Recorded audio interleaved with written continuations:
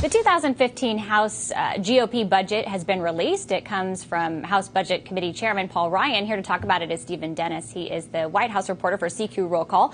Thanks for being on with us. So first, just to clear this out of the way, this has zero chances of ever becoming law, correct?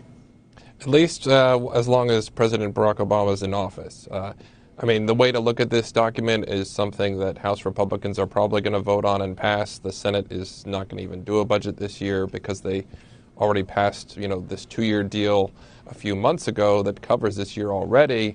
And so the way to look at this is a campaign document, really, something that the Republicans are going to take into the fall elections and the Democrats are going to try to use against them. Okay, so it's a campaign document. What aspects of this document are we going to continue hearing a lot about? You have 3 for us. The first would be Medicare. What is Ryan proposing with regards to Medicare?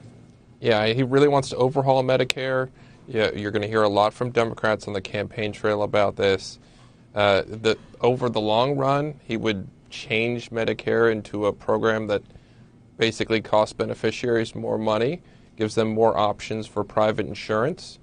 But if Medicare costs and healthcare costs keep going up, younger people who are going to retire in the future are going to have to be on the hook for a lot more of those costs, people who are under 55 now. And he would basically preserve the program as it is for people over 55, but even there he wants to make some changes. For instance, wealthier seniors would pay more money. It's called means testing. It's actually one of the few things where he really agrees with the president on, because President Barack Obama proposed something similar in his own budget. Okay, and then number 2, there's a full repeal of Obamacare in this. This is something that Republicans have voted on 50 times to repeal, and it's in the budget. So what's the point of that?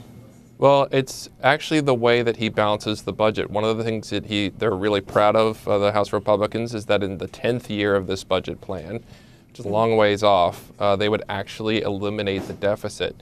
And the way he does that is actually through the Affordable Care Act. He gets rid of all the benefits, all the subsidies for insurance, all the spending in the plan that helps people buy expands Medicaid and all those other things that are in that plan. But he keeps all the cuts. He keeps all the Medicare cuts, and he keeps all the taxes. And that's $2 trillion of his $5 trillion in cuts. Okay, and just quickly before we go, that brings me to your third point, which was the $5 trillion in cuts over a decade. Any of these have a chance of actually becoming real cuts? I think some of them do, but he's talking about cutting Medicaid by $750 billion, cutting other domestic spending programs by another $750 billion, and shifting a lot of that to defense spending. He wants to have an additional $500 billion in defense spending over the next 10 years. A lot of that is just posturing, frankly. It's not going to be signed into law. And you do see a really changing, you have 2 divergent paths. The Republicans want to really rein in that domestic side, increase the military spending.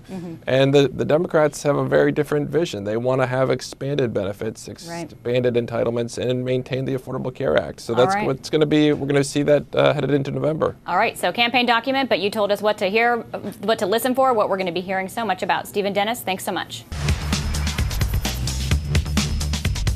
Yahoo!